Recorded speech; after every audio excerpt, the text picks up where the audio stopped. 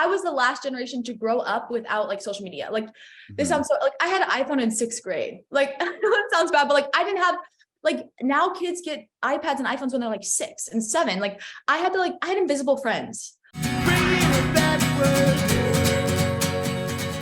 Well, awesome. So this is a podcast about you and your journey in music, and we'll talk about the song coming out, which is awesome. I had a chance to hear it. So Thank you. awesome. Well, again, thank you so much for doing this. First off, where were you born and raised? I was born in Kansas City, Kansas, and grew up in the suburbs.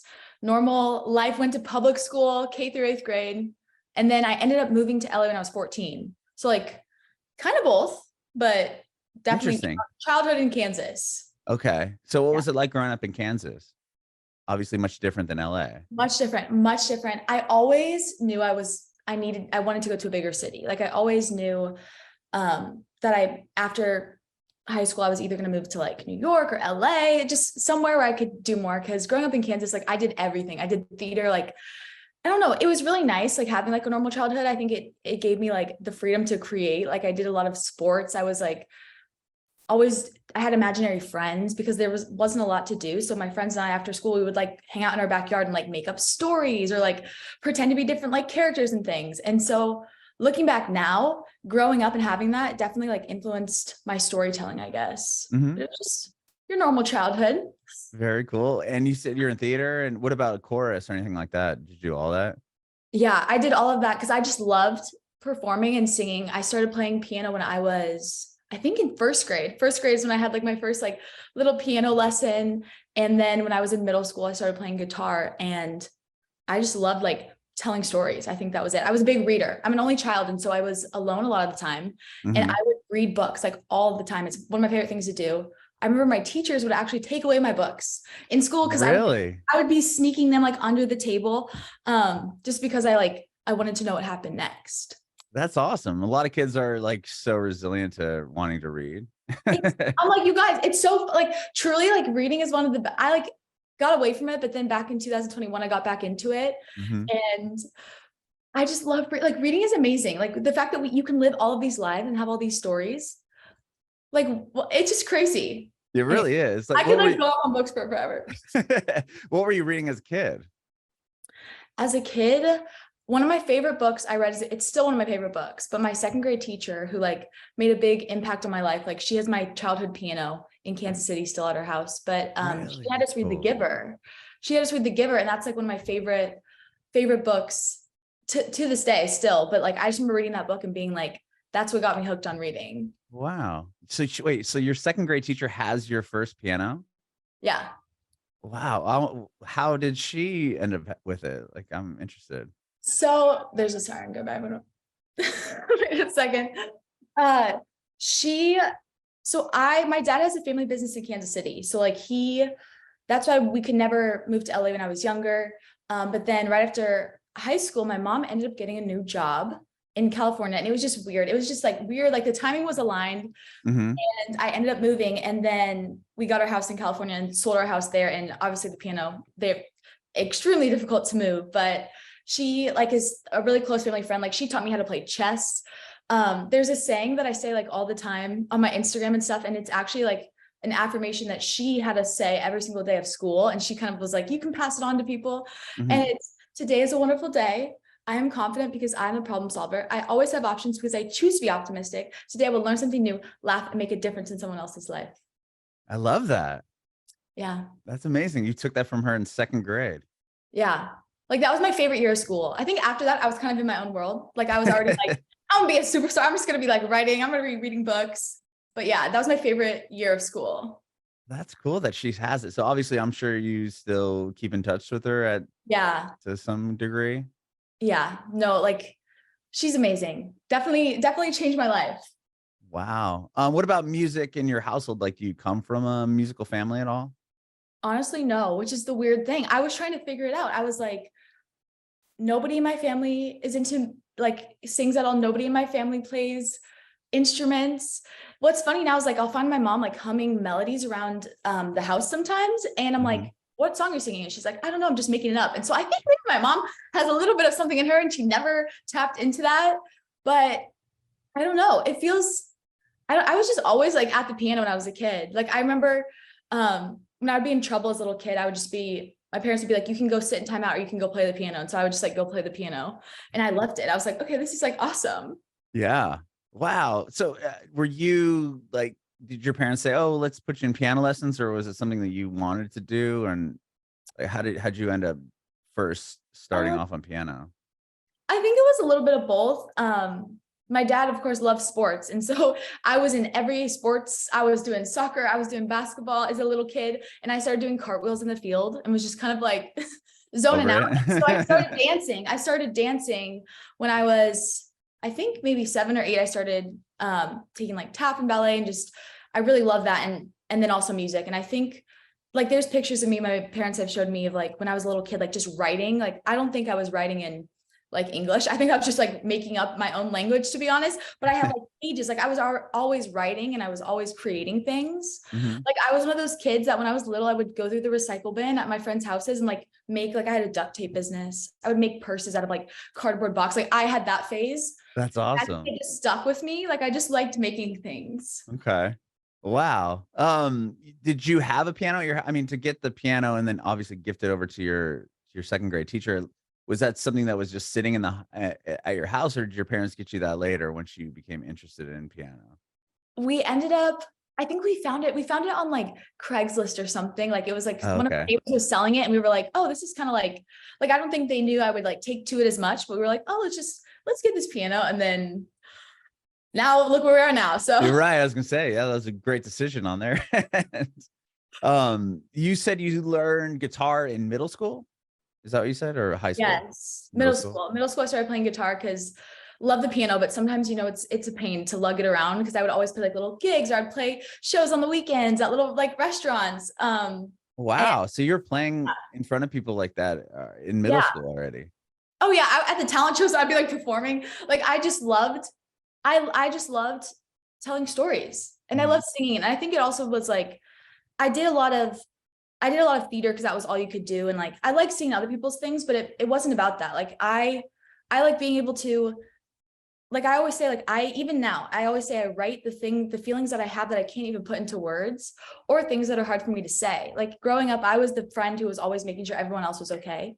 I was always making sure that everyone else was okay. So I could never cry, because I was like, I need to be there for them. I was like the mom friend of the group, making sure everybody was safe. And so for me, like songwriting was something I had to do. Like I always say, like, I don't like write to write. I write when I have something to say, or like a feeling that I have that sometimes it's hard to communicate it.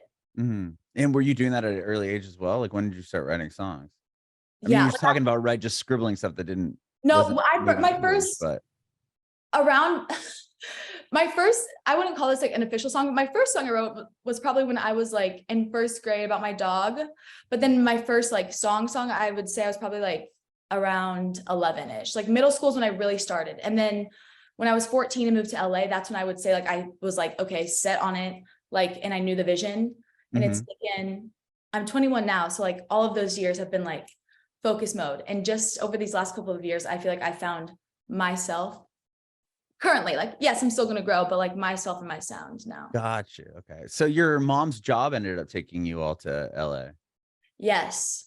Wow. And so, and you already had like aspirations to move there in New York. Oh, that's what's crazy. Like I was signed up for like online school as well as high school, because I was trying to graduate a year early, because I was like, I just want to get out to LA. And so like literally over that summer, like I was on the dance team. I was already doing online classes. I was doing all this. And then literally a couple days before high school, my mom ended up getting this new job. And so it was just very weird, and just very kind of like, you know, sometimes if like, it's always like, I always say like luck is when preparation meets opportunity. And sometimes you just, if there's something you want to do, you have to live as if you're doing it now, in a sense, as best as you can. Like one of my favorite sayings that I literally write this on my notebooks, I have it on my phone background, is if you want to live a life that not a lot of people are living, you have to live a life that not a lot of people are living right now. Like I would miss out on hanging out with friends, even in middle school. I would go home and I would practice piano. I would have to go home early because I had a show the next morning. And I think it's easy for everybody to see people on social media or on the internet and be like, oh, like they have it so easy. But you know what? It's like, if you want to live a life that not a lot of people are living, you have to live a life that not a lot of people are living now. And you have to make sacrifices, and it will be worth it. But like, it's not going to be easy. And yeah. No, I love that, because you'll hear people or see things like, oh, like, that person's video, whatever, and it's like, some viral moment, or the person's song sucks and I could do that. And it's like, well, can you? Then do it. Exactly. Yeah. Then do it. Then do it. Then do it. Exactly. Right. And it's like, these people don't just put a song up, or most of the time it isn't like, okay, I'm going to put this thing up, and then all of a sudden they have 10 million subscribers on YouTube. It's like, no, that's something that this person's been working at for probably 10 years. Exactly. Now you are finding out who they are because their brand is finally, bubbled up to the top. Yeah, it's like, oh, everyone thinks it's an overnight sensation. Nothing really is. Everything is like, everybody has a story. And so like, that's something, because, like, I'm a human too. I can get caught up in comparison and be stuck scrolling on Instagram or scrolling on TikTok for hours on end. And I'm like, what am I doing? And I think it's just like good to remind yourself, like I always remind myself that you know what, like everybody has been doing their thing for a long time, and everybody comes from a different place. And like, to be honest, it's like life isn't fair. So you just have to take what you have and make the best out of it. Yeah, no, I love that. So you get to LA at 14, and you were already living the life that you wanted. But so you're doing homeschooling in high school, like, so you knew already, like, I'm not going to go to public high school. Like, this is what I'm going to do. So that was already kind of a decision you had made. Yeah, well, I just wanted to get it done with, because honestly, like I was like, I would be able to learn really fast. So like, that's why I would always be reading, because I was like, I already know this information. I don't want to sit here. Like, I want to be writing songs. I want to be performing. I want to be doing the things that I feel like I was put on this earth to do. And so I ended up doing this independent school program that a lot of actor kids, or like people who were doing the Olympics, like it was an amazing program where we had like a teacher we went to, and we had to do science labs all together, all of us kids. So like, it was good. Like, met some of my really good friends to this day from that program. But honestly, like it was, I really loved it, because I was always like not weird, but I was always like different when I was growing up in Kansas. I was always the kid who was like, oh, you're playing the shows, like you're doing this, you're writing songs. And when I was in LA, it was cool to be around creative people, and to be able to share like that passion with people my own age was really cool growing up. Yeah. So when you get to LA, you just stayed in this school, or did you have to transfer to a different one, like in Los Angeles, or how did that work? Well, I ended up transferring to this Los Angeles school, Oak Park Independent High School, shout out. But it was great. It was great. And I ended up graduating early. I did like online college classes, because my favorite number is 18, because I was born on the 18th, and I wanted to graduate in 2018. So I was like, I'll just take an extra college class online. Just so you can push it out a year? Yeah, get it. But also just get it done with, to be honest, because I was like, I only need one more credit, and I don't have to like go every week just for one more credit. So I was like, okay, this is fine. This is good. That's funny. When you get to LA, and I mean, how do you start pursuing this dream? Like, at 14, are you meeting people and getting in rooms and, kind of navigating, starting this career?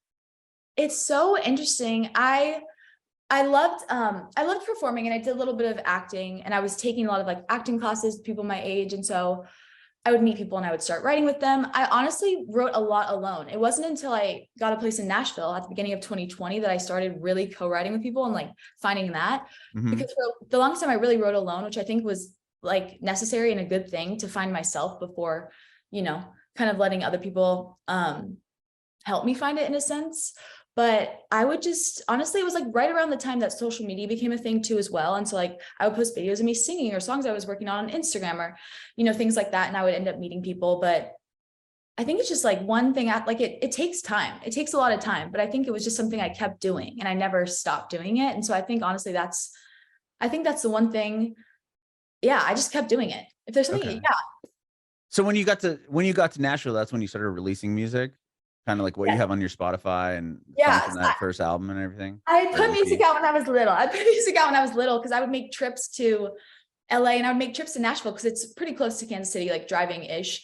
And it wasn't until I was writing a bunch over the pandemic, and ended up writing a song in the summer of 2020. And I was like, this song is too good. I got to put it out. I was like, I got to put it out. But me being like, so like, the creative I am, I'm like, I don't want to just put out a song. Like I don't want to just put out a song. If I'm going to do something, I want it to be like little chapters of my life. Like I like little projects, whether it's an EP, an album. I'm somebody who like, I write like it's my diary, like little sections of my life. And so I was like, okay, well, I guess I'm putting out an EP. So I did. And then just kind of never stopped. It's always the first one that's kind of like hard, but then you're like, I can do it. Yeah, like putting out that first song, that must have been kind of worrisome. Like, did you tease it on, like, how did you just went with it? Because it has I mean, you do really well on Spotify, and that song has a lot of streams. So it was like, was that something kind of built over time, or did you put it out and got some validation early on? No, it's all, what's crazy is like everything that you see even on Spotify has been 100% organic, just built over time. Because I'm like, streams are going to come. I know that. I'm not worried about the streams. The numbers are going to come. For me, it was like, I wanted to find who these like fans are from day one. Because just me as a person, I want to make sure that like when I go on tour, I get to meet them and I can connect with them and see what they're liking and like kind of have them, I don't know, like see the beginning stages and be a part of it. Because I really love that. And I love kind of seeing the process because, you know, a lot of people keep things behind the screen, behind the glass, and it's cool to like share it with somebody. But my first song I put out was Sweet and Low. And I wrote that song, like some people know this, some people don't, but I saw a packet of Sweet and Low at Dunkin' Donuts and was like, that's a cool song title. And then the next day I was like playing with words with it. And I was like, oh my God, that's really cool. Ended up putting that out. But yeah, it's been a journey. And all the songs I have out, I wrote in the span of less than a year. And so with this new music coming out, it's like double nerve-wracking for me because I'm like, I don't know, like it feels like that was like such a long time ago. And even though it wasn't, it's just like crazy. Right, for you, because you've been sitting on them, I'm sure. Like you wrote the song and then it takes a minute for it to come out. And then, so you probably had even this new one for a while. Yes, this new song coming out 3 months. I started the idea in November of 2021. And then over the course of a couple weeks, wrote it entirety. And then I always I hate recutting vocals because I feel like the emotion isn't the same. So like the day I like write it in the studio, I'm like, those are the vocals. So like, I've heard that before. I love that. Yeah, because it's really like, I wouldn't say I'm a perfectionist, but I would try to like, I can't duplicate the emotion. Like some people get really caught up on like, I need it to sound the exact same. I don't care about that, but I'd be like, I'm not as sad or like, I'm not as like emotional. I don't miss that person as much as I did when I wrote the song. And so I think it's also super like special to be able to like to have the song and hear it finished with that same emotion too. But yeah, December 2021. So it's like, I've been waiting for this one. I love this song. It's great. It's great. I'll talk to you about it here in a second. But I love that you said that because I've talked to other artists that were recording, you know, during the pandemic, like in their closet or whatever, and then they'd get the opportunity to go to a proper studio and record, and it was like, the vocal isn't the same. I'm just gonna keep the demo because of what you just talked about, not having the same emotions and feelings when you're recording it the very first time, like trying to replicate that. Yeah. So what took you to Nashville? Was it just you wanted to write songs? Yeah, I think it was the summer of 2019. I started like coming down here. I had a couple of friends here. My childhood best friend actually moved from Kansas. Like they moved their family house to Nashville. So then I was like, oh, I'll just stay with them. Like I was kind of visiting them. I had a couple like friends that I had met over the years. And so I would like hang out with them and like their writer friends. And I was like, I kind of like it here. Like it's LA, it's very different. Like I didn't realize in LA, it's kind of like everybody's like, you keep to your own, you do your own thing, you keep to your own space. And here everyone was like, oh my God, like let's write to like so welcoming. And I was like, I love it. I was like, I want to visit here more. So I started coming here more. And then we ended up getting a little place here because I can't rent a car until I'm 25. And I feel like you definitely need a car. Oh yeah, that's interesting. I forgot about that. And you can't Uber around, like you can't Uber like, so yeah. And then I started coming here and then obviously the pandemic happened and I don't know. It's like so random. Like I always think about them, like, how did I end up here? But I feel like it was meant to be. No, that's fine. Because I was listening to the most recent EP that you put out. And you know, you start off with the song about leaving LA. I'm from San Diego. So it was weird hearing it. I'm like, oh my gosh. And I moved to, you know, Nashville into February 2021. So it was like the similar story, like you're talking about Pacific Coast Highway and like traffic. And I'm like, oh my God. Like it was just so cool to kind of hear that. And then also coming to Tennessee and Nashville in particular, and you kind of wrap up the EP at the end where it's like you kind of miss LA. Yeah. And I love it. And now it's like, and obviously it's like, okay, that's where my parents live. Like I'm lucky enough that I get to go back and forth. And honestly, people always ask me, the number one question I get is like, where do you like more? What do you like more, LA or Nashville? And I'm like, until I have kids one day, until I have a family and like they have to go to school, honestly, like I'm a person, I don't know what I like better. And that's good because for the next 10 years of my life, like I want to be touring. And so like, I'm going to be everywhere. And I think I've started to like embrace that because for the longest time, I've always felt like I've never not had a home. I've had a home, but I've never felt like settled in one place or like rooted in one place in a sense, because I've always felt like, I don't know, I would like it sounds so cheesy, but I'm like, the music is my home, but it really is. And being able to sing it and connect with people, like that's what makes me feel the happiest. It makes me feel like I'm like living my purpose. So yeah. No, yeah. Like I said, it's cool to hear that song or those songs because it just, for me, it like struck exactly with me because I'm like, oh wow, like I lived in California my whole life. You know, I lived in San Diego and then a little bit in San Wow. Francisco, and then coming to Nashville. My wife and I had never really even been to Tennessee. We're like, let's You just just decided to move go. today? Yeah, like let's just do this. It was the middle of pandemic. Our kids weren't in school, and it was like, okay, a 5-year-old, 4-year-old is not going to learn on Zoom Yeah. anything, and they're opened up here, and you know, we moved to South by Franklin, so it's like, you know, No. the suburbs still, but it's just such a cool city, and it was the best decision we ever made. But it's like I would have never, you know, 5 years ago, if you said you're gonna move to Nashville, I would have been like, yeah, I'd be right. like, what? Yeah, like, No, oh it's crazy. no. It's crazy. No, and I like love it. And like, I don't know. It's like, I mean, California is amazing too. I love California. I love California. I just love like culture. I love like history. I love like culture. Like I'm such a sentimental person. Like I keep every card. I keep like everything. Same here. I have so much crap that my wife's like, you're gonna But keep I this. love it because Like, I'm like, it's yeah. memories. Like I'm so sentimental that I write songs about moments because my irrational fear in the back of my head is like, if my house is all burned down and I lose all my photos, I'm like, I have songs that like have every single moment of my life that I want to either like remember or forget. Sure. No, I love that. The song on that EP, Real, tell me about, I mean, that song has so many streams, and was it like, tell me about that song. Like, how did it That kind was one of of the achieve? first, that was like one of the first songs I co-wrote in Nashville. I wrote, okay, so the title track of my last EP, LA Doesn't Miss Me, I wrote on my 19th birthday. I had moved to Nashville February 1st. I had gone back for the weekend for my birthday in LA, and I literally wrote that song crying on my piano at like 2 a.m. And then I came back to Nashville a few days later and ended up writing Real. I had some mutual friends in LA who also were from California and then moved to Nashville like pretty recently. And they were like, you guys got to meet and like write and hang out. We did. And that the first song we wrote together was Real. And it was just so like natural. Like, it's like one of those, I always say like writing songs is so interesting because it's different every time. Like it truly is. There's no magic formula. Like I can give you chord structures, but like sometimes it's just, you have to just like follow the creativity and see where it goes. And that was definitely one of those times where I look back and almost kind of feels like a blur because it just, we were talking about something and then I mentioned something about it, not this person not being real. And then this song just came together and a couple hours later we were like, what did we just make? Like, this is special. And I knew it was special and I waited. That's why I didn't even put on the first EP because I was like, it's not for that first EP. It wasn't for that first chapter. It was for the next chapter, the next EP. And I love that song. And I literally cannot wait for the day I get to play that live on a sold out tour. Yeah, it's one of my favorite songs. Like I love it. I listen to it every day. It's been on my top 5 Spotify rap for 2 years. So Really? That's awesome. yeah. I was listening to it when I was taking my kid to school this morning. I was like, this is a great song. But I listened to your, I was just been listening to your EP, and like I already said about going to Tennessee and everything. So you have a song on the most recent Ghostbusters soundtrack, right? Yes, a song I wrote with the lead actress in that film, Mckenna Grace.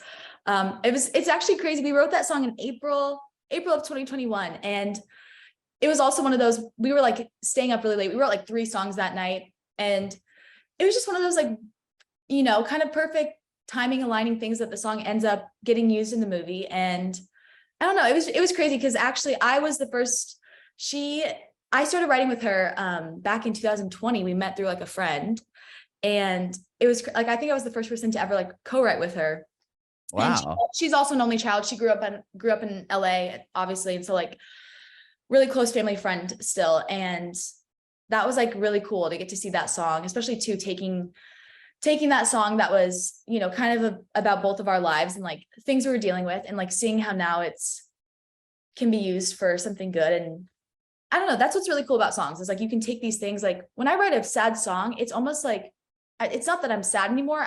It's like you finally can use that pain for something. And I think that's like the best thing about writing songs. Mhm.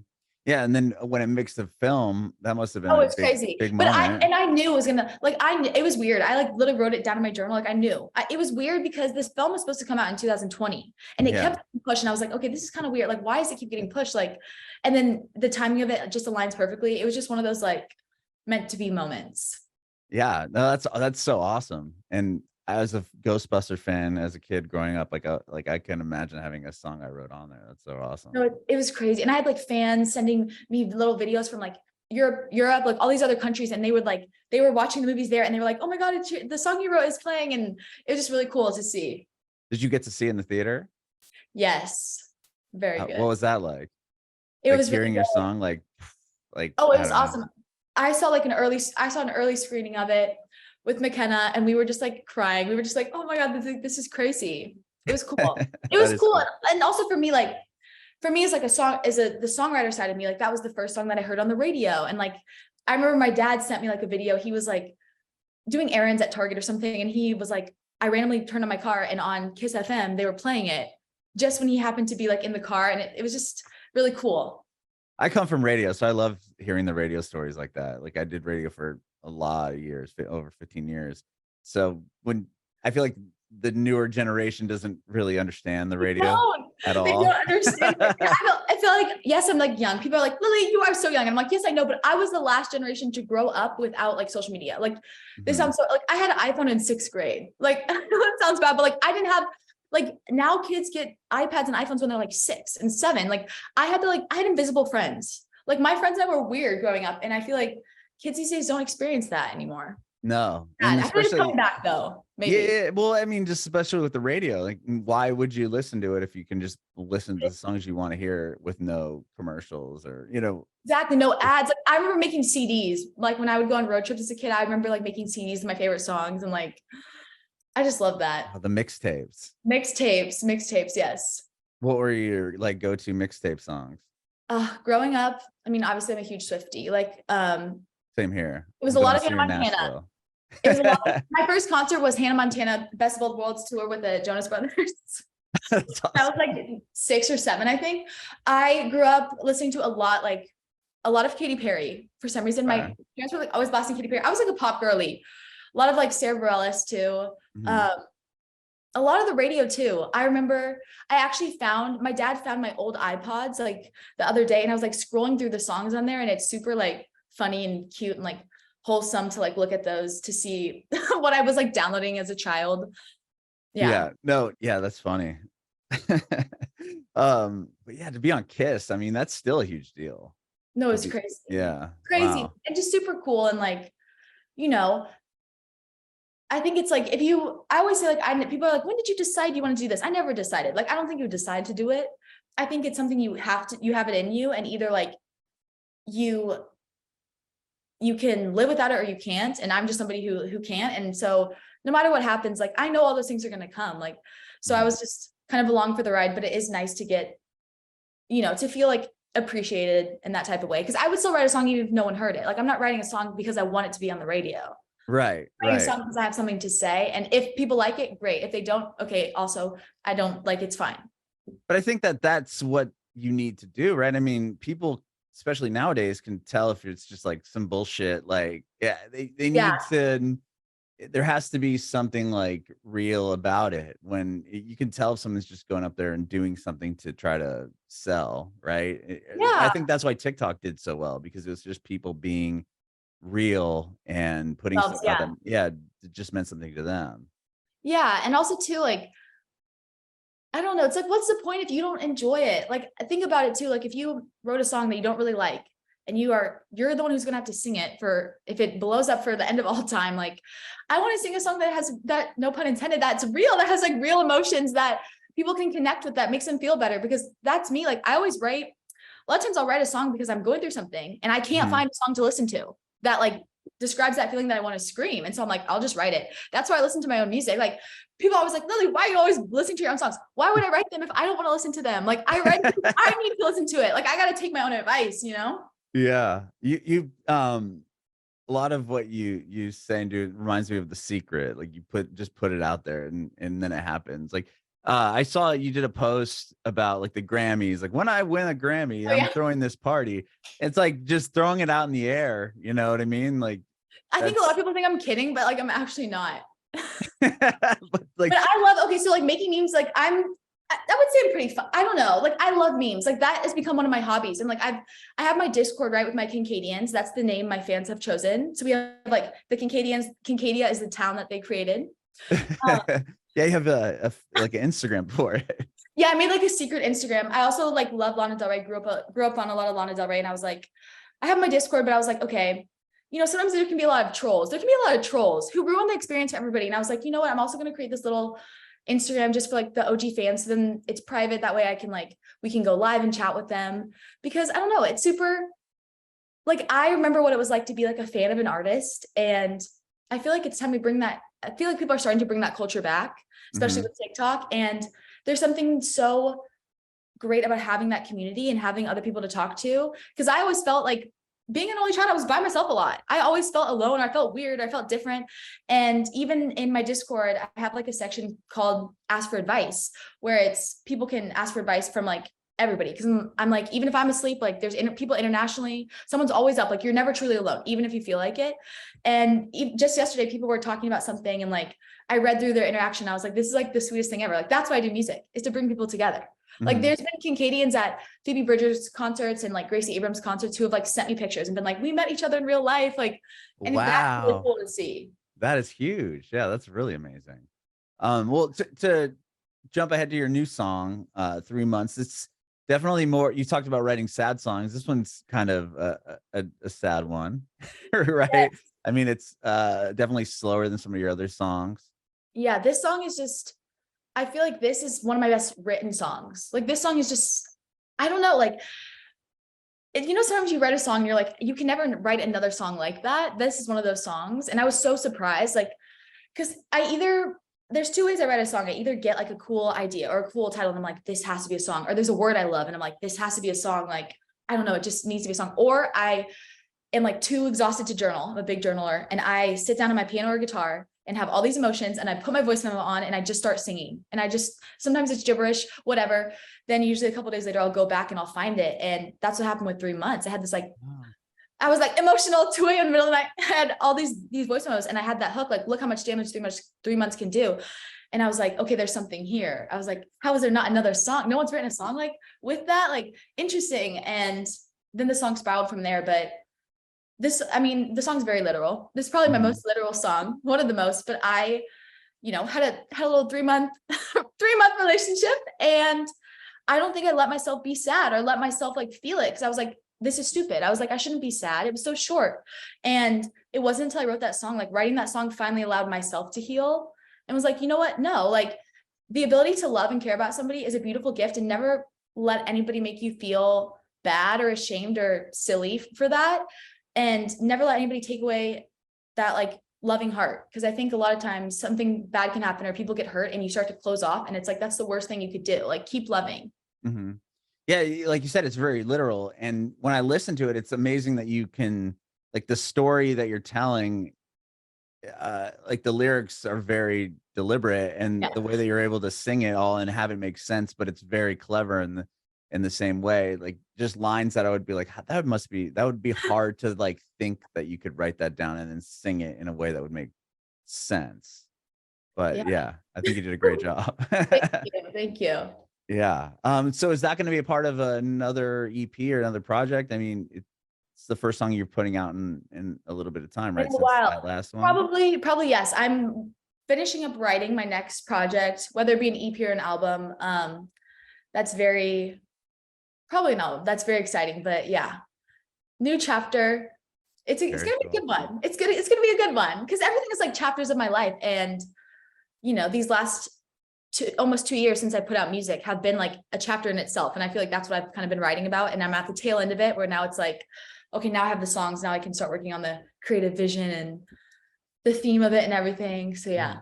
Are you planning on doing, you talked about touring, you want to just spend the next 10 years kind of just doing music and focus on touring and all Yeah. that. Do you have anything planned? Are you playing, I mean, even like Nashville, do you play around here quite often? I used to, not really too much anymore because I always end up just going live. I always end up just going live on TikTok because I love like, I love like meeting new people there and like talking, but I will definitely keep everybody updated, and yeah.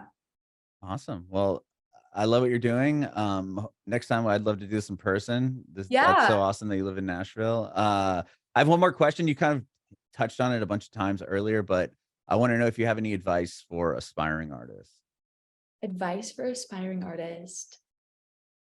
Advice is definitely, like I said earlier, if you want to live a life that not a lot of people are living, you got to live a life that not a lot of people are living. You're going to have to say, you know what?